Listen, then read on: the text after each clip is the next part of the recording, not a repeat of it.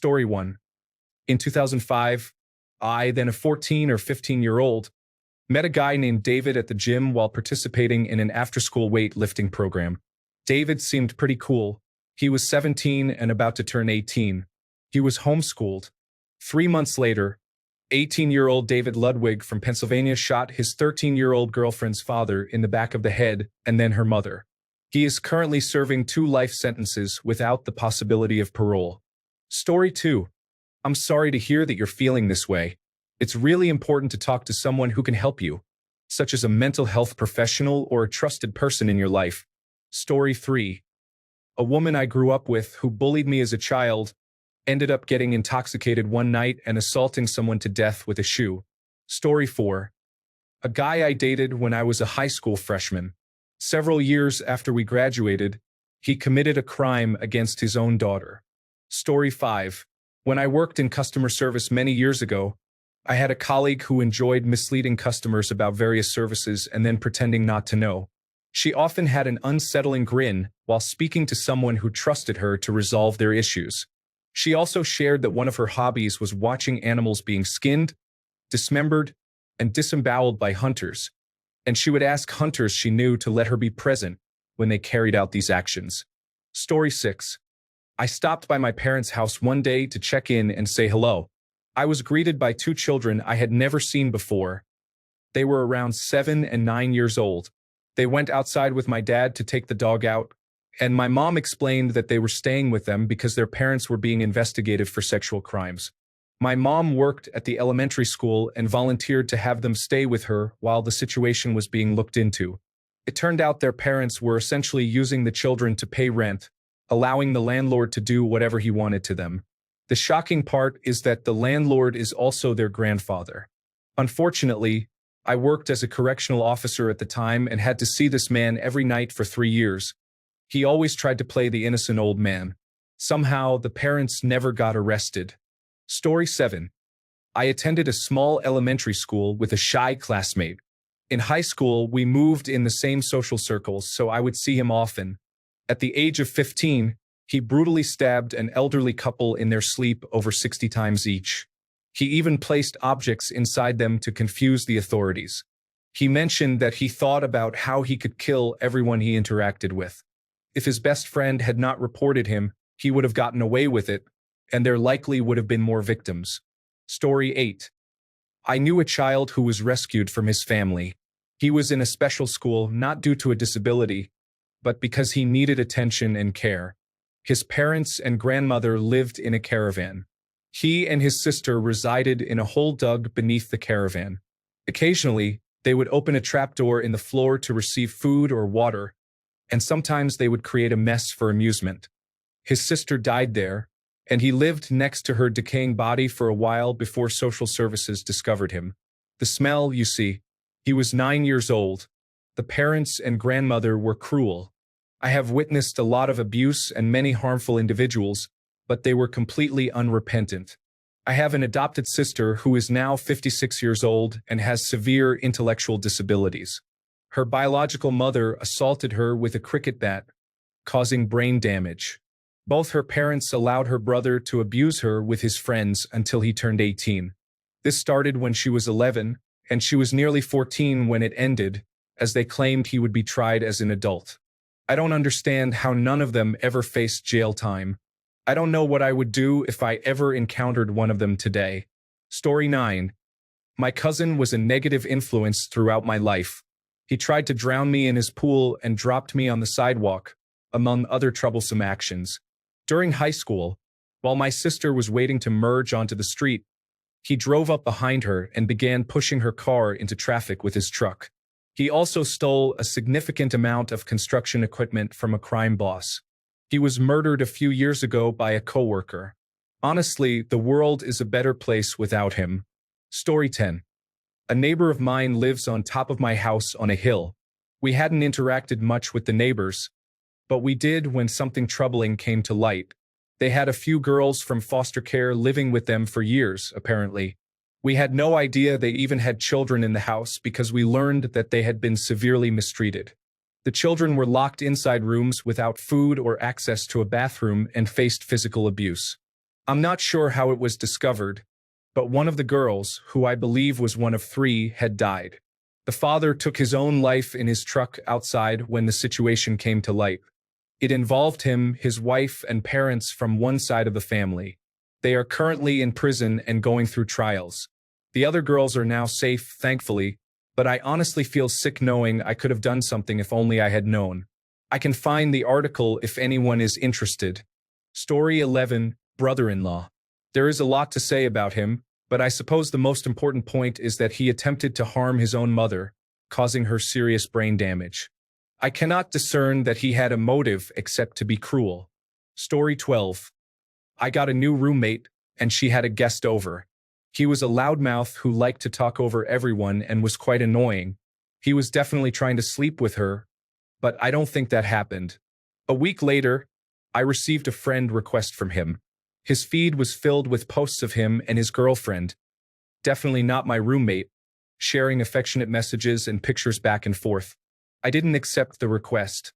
About 2 weeks after that, he murdered his girlfriend and hid her body on her parents' property. Story 13. There was a truck driver who once came into the gas station where I worked the night shift.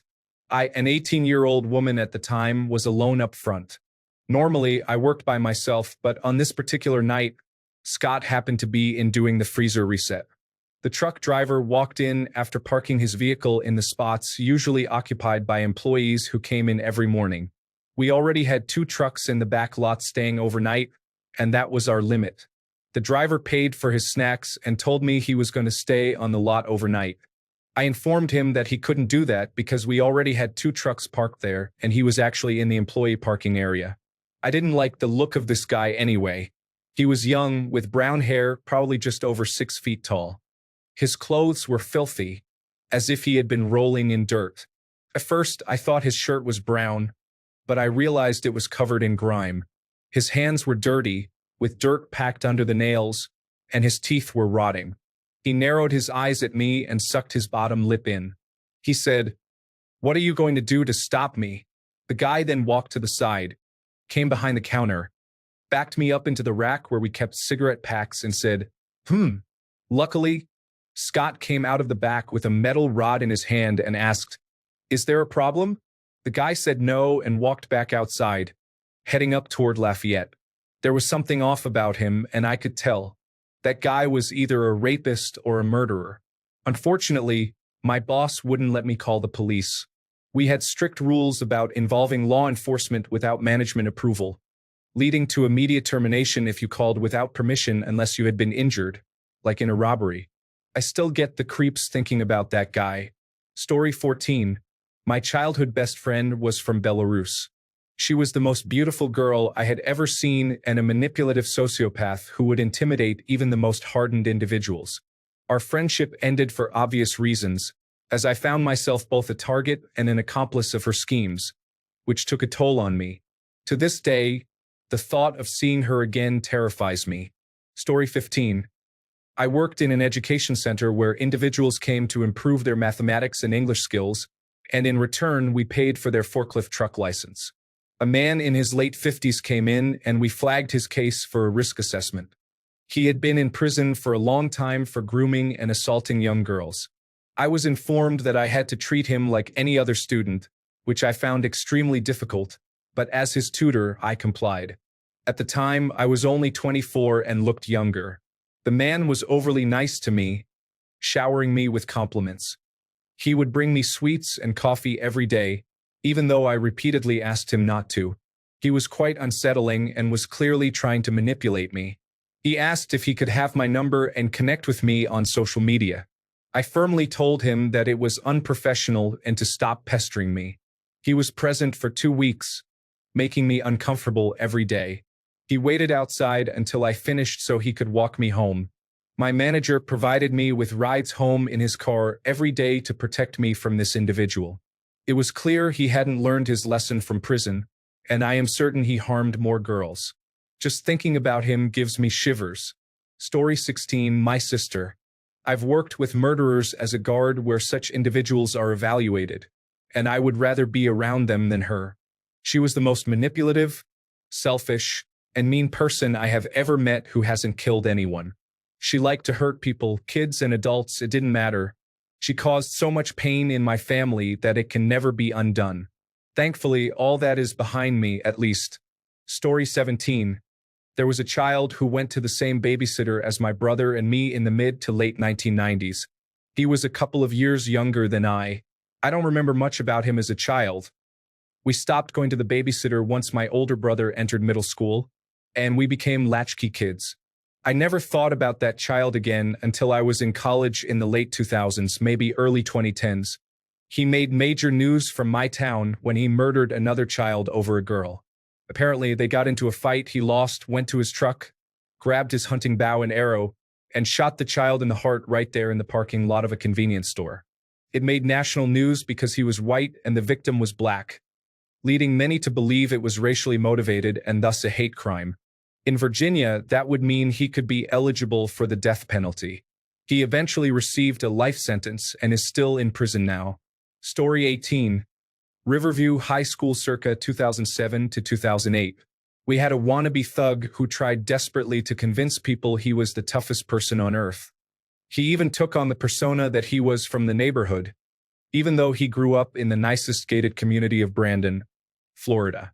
One night, he was at a convenience store and asked 3 of our classmates to borrow their phone to make a call.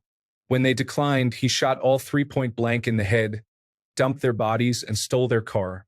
He was able to avoid the death penalty. Story 19. I met a contract killer for the mob once. He had been arrested for murder and was trying to claim insanity. My job was to assess his mental state. He was completely sane and indicated that if he ended up in jail, he would arrange for my dissection via chainsaw at the hands of some friends. He was accused of killing 3 men, 2 women, and 1 child. He had a relatively happy childhood. There was no history of abuse or mental illness. He was simply evil. He remains in jail as we speak, and 6 years later, there is still no chainsaw dissection in sight. Story 20. When I worked at an insurance firm, there was a director who reviewed claims. Let's just say this man received his bonus every month and loved to brag about hearing people plead with him to approve their treatments. Story 21. I went to a wedding where the bride's uncle was a legitimate war criminal. He bragged about blowing a man's jaw off with a shotgun after the man begged for his life and toyed with his corpse. He was a member of the Kosovo Liberation Army and served in the Serbia-Kosovo War. Story 22. My sister's ex-husband made her life difficult for the past 20 years and traumatized their children. He has lost every court case against her and seems to thrive on making her life miserable, as if it were a competitive sport. How can a man who once promised to care for his partner until death actively try to make her life more difficult and treat her horribly every single day? That is evil. Story 23. Aside from the fact that he abused children, he is a horrible, arrogant, and nasty individual. He is the kind of person you want to confront within 5 minutes of meeting him, even if you were unaware of his crimes. He would talk non-stop about his friendships with English lords, royalty, politicians, and wealthy businessmen, claiming they would help underprivileged and orphan children by taking them out on luxury yachts for weekends. There are photos to support these stories. There is still much about this that has not come to light. Story 24. A rapist in high school, but I didn't know what was making my neck hair stand up. I refused a date with him, but my friends sadly did not. That's how I found out I dodged what happened to her. Story 25. I don't know if she is the most evil, but the one that comes to mind is a girl named Megan Swordlet from Indiana who was a bully through and through. Her mother or aunt was a teacher at the school, so I guess she thought she could get away with anything. She was cruel. What a terrible person. I had to play sports with her as well. She was very mean to everyone who was less popular. She bullied people in grade school and high school, even made my friend cry in high school, so I finally stood up to her. She probably doesn't remember. She seemed like the type who would have no insight into the fact that she was the problem and that she was such a jerk. The crazy part is she became a nurse. I can't imagine a worse person to take care of others. She showed zero compassion. I am a doctor, and I would never want to work with her. Patients deserve kindness. I don't like people who aren't kind. The last time I saw her, She had gained a lot of weight in college and after college. So at least there's that nugget of karma. Megan, if you are reading this, I hope you grew up and became a better person, but I doubt it.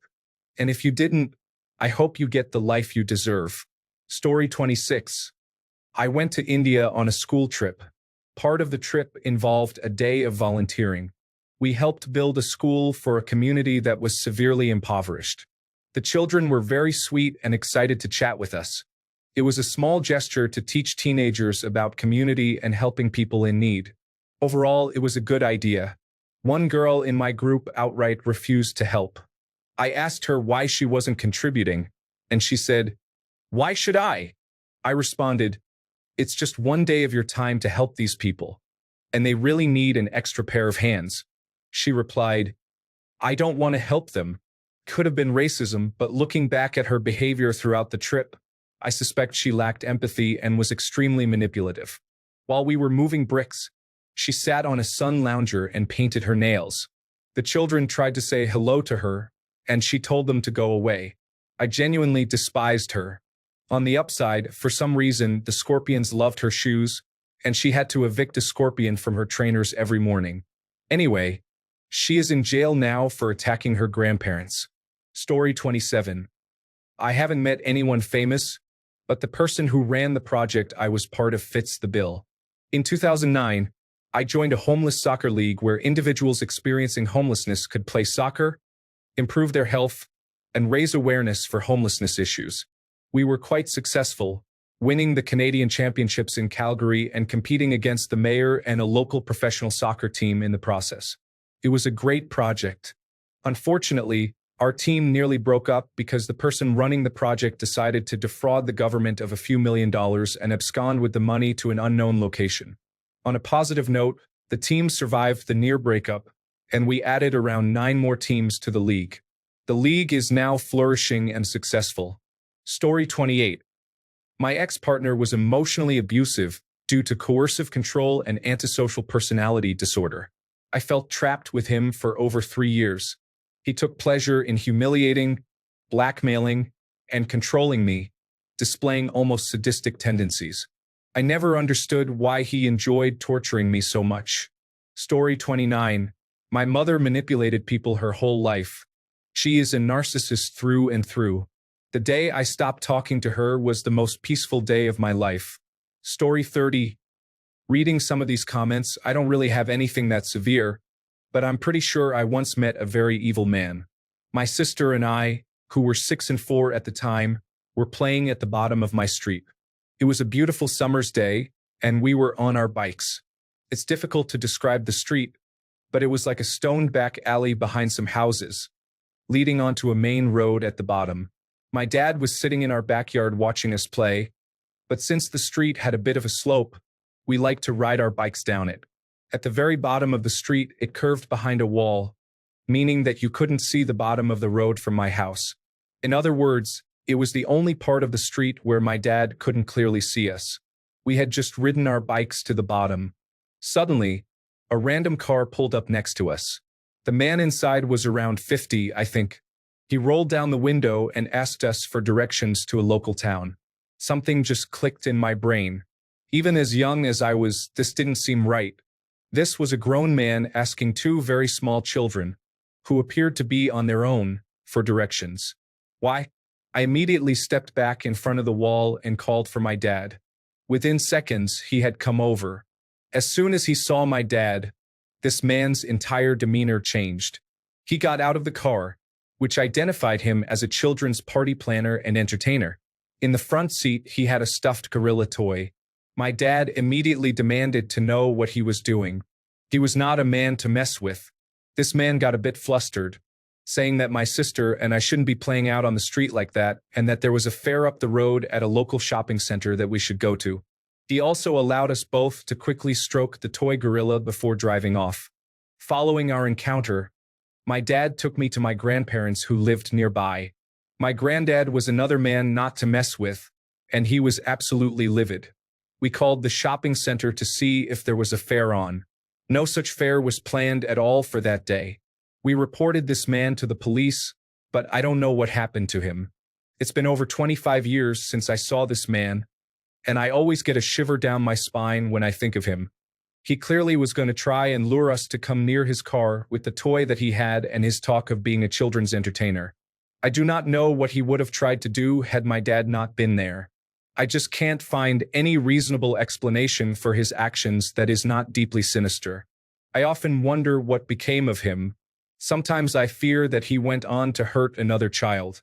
Whatever happened to him, I hope that justice was served. Story 31. My ex drowned one of our cats and tried to claim that she held her own head under the water. That's just one example of the terrible things he did. Story 32. My uncle manipulated my grandmother and great-aunt, both suffering from dementia, into signing their inheritance over to him with the help of a corrupt notary. He hastened my grandmother's decline by frequently canceling her home care, allowing her diabetes to spiral out of control, which led to a massive stroke and ultimately her death after being abandoned in a nursing home.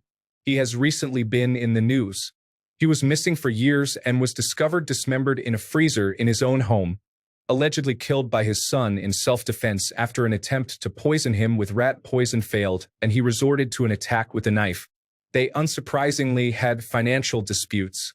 This uncle lived extravagantly on the wealth of my affluent relatives, engaging in a lifestyle filled with drugs and prostitution. He squandered all the money but failed to pay taxes, so he transferred the house he lived in, inherited from my great-aunt, to his son for a relatively low price, leaving him with nothing for the government to seize.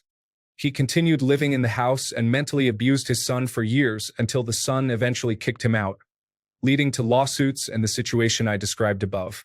He is the worst person I have ever met and will ever meet. He has done far worse things than I mentioned, but I do not want to make this too lengthy.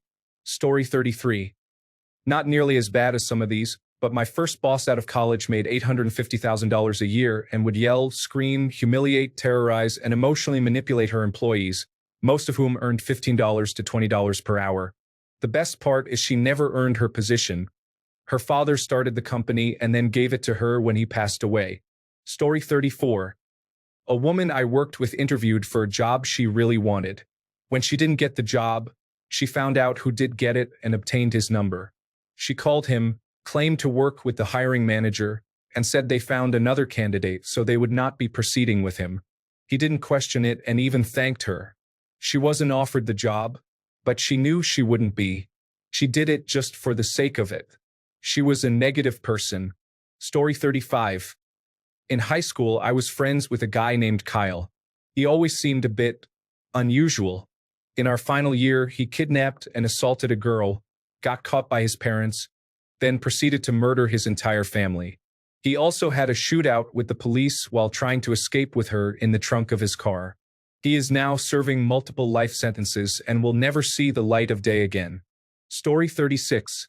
Two people tie for this. My ex's brother is an evil-spirited, megalomaniacal bully who thinks nothing of using extreme violence against anyone who dares oppose him.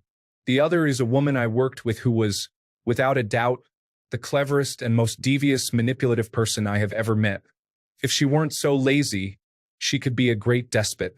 Story 37. I spent a night hanging out with Andrew Cunanan, the man who killed Johnny Versace during his killing spree. The Federal Bureau of Investigation came around asking questions the following week. Story 38. Ian Watkins.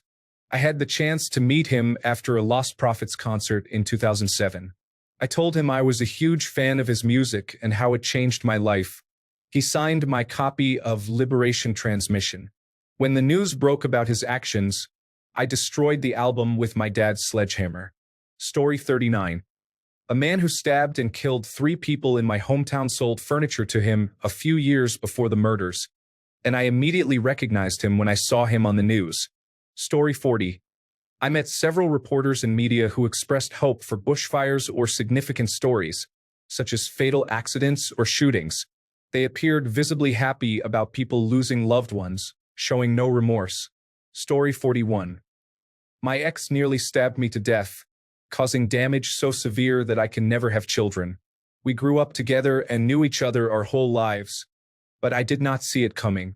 Recently, Someone I had been friends with for almost a decade attempted to assault me. This highlights the dangers of being a woman sometimes. Story 42. I experienced severe trauma at the hands of my father, which also affected my brother. After receiving feedback, I decided to remove my previous comments and take my experiences seriously, even though it's challenging for me. I apologize to the random individual for reacting strongly to your comment, and I appreciate the reminder that my coping mechanisms may be isolating me. It's time to explore new ways to cope. Story 43. It was a child that I taught in another lifetime. When he was enrolled in preschool, all staff were warned that this 5-year-old was physically violent and incredibly disturbed. We were all given a copy of the book. We need to talk about Kevin for context on what this child was like. In the 3 years we had him at the school before his mother decided to homeschool him, I was stabbed in the face, neck, and arm with pencils and pens, punched square in the face, slashed with a utility knife, and had to sit there and listen to him go on and on about how he would murder people. He would create disturbing dioramas reminiscent of the traps in horror films, proudly explaining how they worked and how he would lure my colleagues and me so he could collect our blood to paint his bedroom walls with it. He once distributed invitations for an event called The Horrors of Death, an immersive art experience, listing his home address and a time to arrive. He attempted to strangle one of his classmates, regularly attacked other children, and had to be restrained to stop him from attacking kids and staff until his mother decided to show up and collect him. The day he left, we breathed a collective sigh of relief. He was terrifying, and I was very glad I would never have to see him again. But I did see him at a night market once. He was about 15, still had long blonde hair and cold, dead eyes, and he was playing on a community piano. I left the market immediately. After dealing with him as a small child, I didn't want to find out what he was like now that he matched me in height and weight. That child would be about 19 now, and I shudder to think what he has turned into. I am glad I haven't seen his name in the news and that guns are extremely difficult to obtain in this country. Story 44. I used to smoke cannabis and use psychedelics with a person referred to as L back in high school. I attempted to kiss one of my other friends, who is also male, and got rejected. It wasn't actually a big deal to the group, but he took it hard and I didn't see him much after that. He was a nice person, had some issues, but no major red flags. I believe he was homeschooled and was kind of a friend, so I'm not entirely sure of his whole story.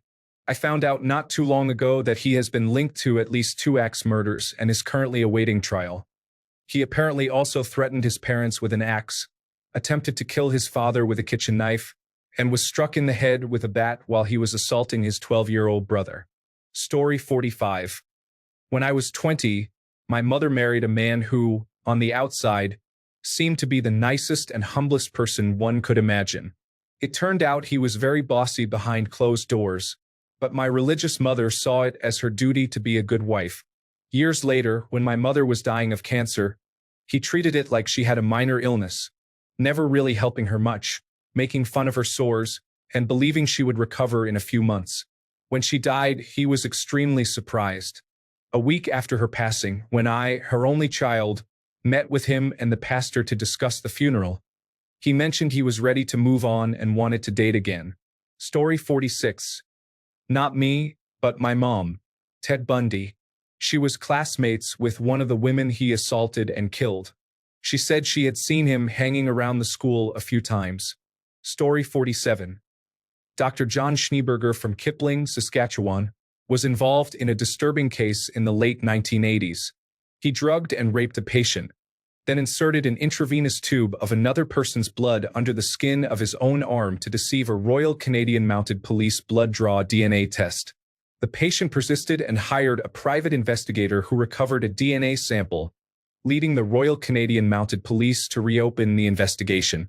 He attempted the blood deception again, but this time they conducted a saliva test and a hair follicle test, which confirmed his guilt. His wife initially supported him, but divorced him upon discovering that he was also molesting his daughter. Honestly, he seemed like a nice, quiet, very normal guy. Guess not. Story 48. A classmate of mine became radicalized and went to fight for ISIS. He was reportedly killed a few years later. Story 49. I met Dr. Harold Shipman on multiple occasions. He killed many of his patients by overdosing them on morphine, my aunt being one of them. Story 50. My mother, from my earliest childhood memories until I was 17 and fleeing from her, subjected me to daily beatings with both objects and her bare hands. I was locked in my room and faced constant insults. She choked me several times until I nearly passed out, forbade me from attending school for my basic education, and sent me off to vacation jobs to take the money I earned. She stole money that the rest of the family put in a savings account for me, among many other abuses. After I ran away, she moved to a different state and found a new partner to support her. I have considered tracking her down to confront her, but I do not want to spend the rest of my life in jail. Story 51. I was raised in a cult with multiple chapters all over the world. When the leader's son, around 40 years old, would visit, I found myself staring at him during the meetings because he seemed unbearably cruel to me, radiating malice. No one else seemed to notice. He was brutally abusing his wife and children, and the upper leadership at the main branch was covering it up, which ultimately led to the dissolution of the cult. Since then, I have sensed similar vibes from other people, though none as strong. However, something unsettling has come to light about them. The most intense feeling I had was from a man I gave a ride to when I was driving a taxi. Story 52. Former boss. He accused a work colleague of theft simply because he had no real reason to fire her. With the accusation of theft, the coworker was suspended until the investigations were completed. When nothing was found, she returned to work at the company. However, at the first team meeting, her boss said he was very happy she had returned but would prefer it if she did not go near the cashier and deposit box. Feeling humiliated, she resigned. After the unfounded accusation and humiliation, this coworker fell into depression. She had suffered from cystic fibrosis all her life, and with the added depression, her health declined significantly. I was the one who informed the boss that my coworker was about to die. The boss expressed sadness, but not 2 minutes later, he was laughing for another reason. If I ever met a psychopath in my life, it was this former boss. Story 53. Nearly my entire high school's basketball team was expelled because they had a list of girls at the school, starting at age 13. These individuals were aged 17 to 19. They also needed evidence of their conquests, so they spread videos of the girls they had been with everywhere. These videos were recorded without the girls' permission. Not that consent would change the fact that they were distributing underage content. Story 54. I rented a room from a woman for 1 month years ago. She rented multiple rooms while having 2 small children in the house. Unfortunately, she didn't give me keys because she did not believe in locking doors. She also did not believe in cooking, so her kitchen was full of non-food items. Every day, her children had pizza, sushi, burgers, or nothing at all. There seemed to be an unusual amount of food, as if she was receiving a significant amount of money from sources other than rent or social assistance. Story 55. I met an adult couple at an anime convention. I ended up being lured into a cult by them while being given alcohol and stimulants from ages 17 to 23. The man took advantage of me in a drugged and blacked out state, as did the friends I became close to within that group. I genuinely thought I was being a normal, edgy teen for most of that time. Story 56. I used to be friends with 3 girls, but I had to stop due to how horrible they were to me. Each of them did different things, but were all equally harmful in my opinion. The first one told everyone in school that I had a brain tumor when I was seriously ill. I almost died from that. Then, after I had surgery and was still healing, she physically assaulted me. The second one watched someone carry me up the stairs when I was unconscious from a drink she made for me. She let this person assault me and laughed while taking pictures of me passed out over the person's shoulder. The third one didn't have the courage to be honest and say she didn't want to be friends because I wasn't cool enough for her or whatever. Even though she begged me to be her flatmate for the second year of university, she created a bunch of lies, verbally abused me every day, and had her friends interrogate mine to find dirt on me. She made me live in fear in my own home for a year.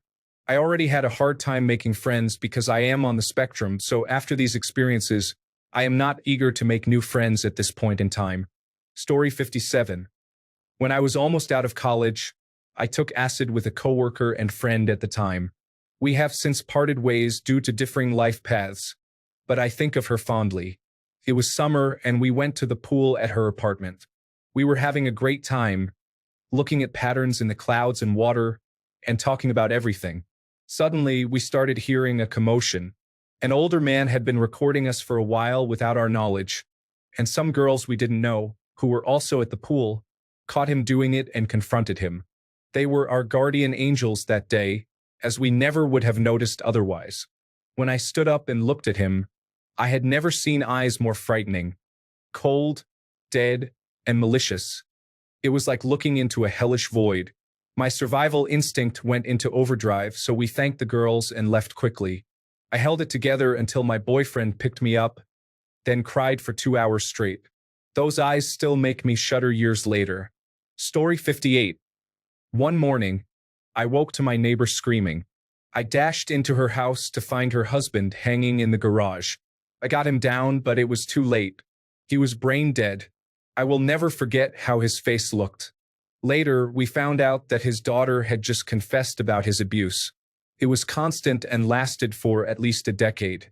She finally told her eventual husband after they already had 2 children, and he was about to come forward. If you have known someone for years but never actually had a conversation with them, think about why. Really think about it. Story 59. I used to take swimming lessons at a local pool when I was a kid and met the owner a few times without suspecting anything. Years later, it came to light that this man had been placing children with disabilities and a fear of water in a separate class that he taught personally. He had been inappropriately touching them and taking pictures, with at least 96 girls being victims. Somehow, he only received 7 years in prison. He later abused 2 more girls and received an additional 9 years for that offense in a neighboring country. They should have locked him up and thrown away the key, in my opinion. Story 60. Austin Stryker was a person I used to play recreational basketball with. He murdered his girlfriend, dismembered her body, and had around 8 other people help him dispose of it. This occurred around 2016 or 2017, although I can't remember the exact date. You can find more information by searching online. It happened in Georgia. Story 61. I was in juvenile detention with a guy who was 16 at the time. He raped and strangled his 5-year-old stepsister. That will always be my answer. Story 62. My mother-in-law is the most unpleasant, ungrateful, rude, selfish, ignorant, disloyal, greedy, money-loving, narcissistic, uncaring, unfeeling, gossipy, jealous, and arrogant person I have ever met. One of her sons was in the hospital dying. She came into town but did not want to visit him. Months later, he passed away. He died on a Saturday night, and she was on the phone bright and early Monday morning to inquire about money that may have been left to her. That is just one example of her character. I have nothing to do with her.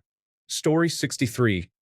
I see many people commenting about abused children, unfit parents, and rescues. I acknowledge that some parents need to face serious consequences. However, I come from a different perspective. I am a parent who lost my children to the foster care system due to a false report and a sociopathic social worker. During her interactions with my family, there were certain expressions she displayed that should have been warning signs. When she said, "You have to put your daughter in daycare," I didn't refuse, but organizing a placement at a daycare center takes time. The following week, she came in and asked if I had arranged the placement yet. When I said I had not completed the process, she shot me a furious glance that vanished in an instant. When my daughter politely approached her to say hello and then returned to play with me, the worker showed a look of disgust that quickly disappeared. She ignored my daughter's good behavior and assumed the worst about me. I still have post-traumatic stress disorder nightmares about the next incident. When she handed me the court documents granting her permission to take my daughters away, she wore a wicked grin, seemingly enjoying my devastation. I know I am not imagining this because her coworker was present and looked distraught at having to deliver such terrible news. When she spoke to my wife and asked, "Do you want to get back together with your husband?" and my wife replied, "Of course I do. Your accusations against him are full of lies." The worker glared at my wife in a way that broke her spirit. She subtly threatened my wife that if she stayed with me, she would never get the children back. We remain separated for now, so the children can have at least one parent in their lives. My wife and I expressed that a certain relative who made the false report against me should not be entrusted with caring for our daughters. Nevertheless, the social worker placed our daughters with this relative because she was deemed cooperative. They endured 6 months of abuse and neglect at her hands, and now my 3-year-old daughter displays PTSD symptoms whenever she sees anyone resembling this relative. My daughters were taken from a loving home and placed with an abuser by the local child protective services. Story 64. I met Strom Thurmond, a senator from South Carolina for 49 years, who until recently held the record for the longest filibuster in the Senate against the Civil Rights Act of 1957. He was one of the first major defectors in the South from the Democratic Party to the Republican Party in an effort to preserve the Jim Crow South. He was also the only person to serve in the Senate after the age of 100 and would likely be pleased with the current state of the country. Story 65. There was a guy at school who was bullied.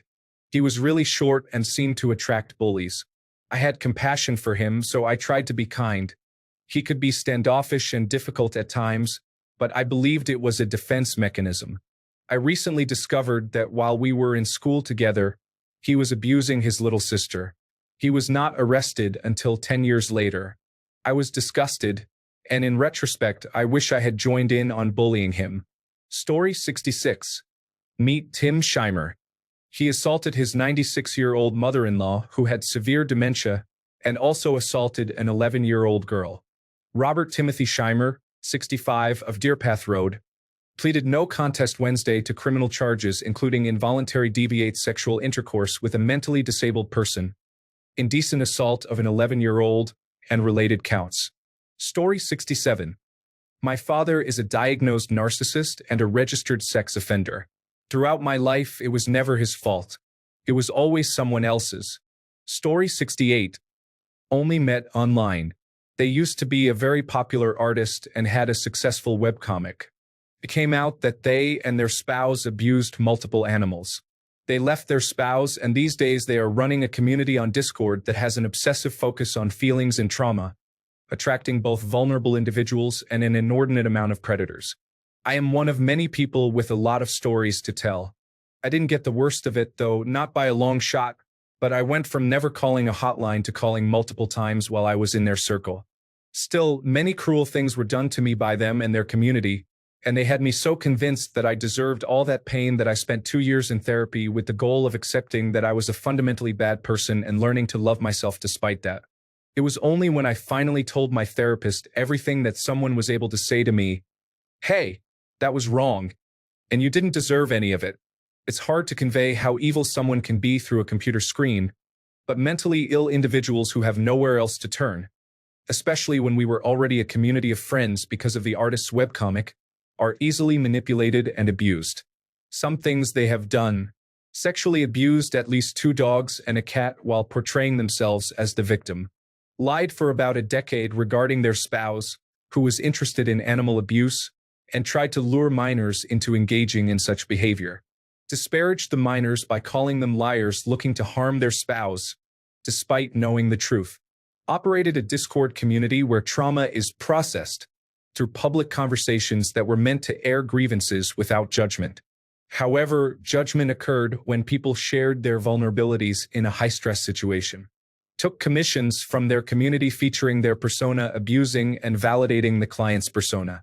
The discussion around how healing this relationship was made it clear that the goal was to suggest that abuse from the leader was beneficial.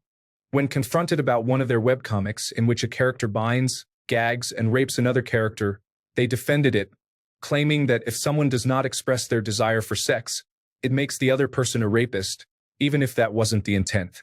Some things they did to me specifically were cruel to me early on, to the point I began recognizing the abuse, but conducted a scene with me that made it all about how I hurt them by feeling hurt.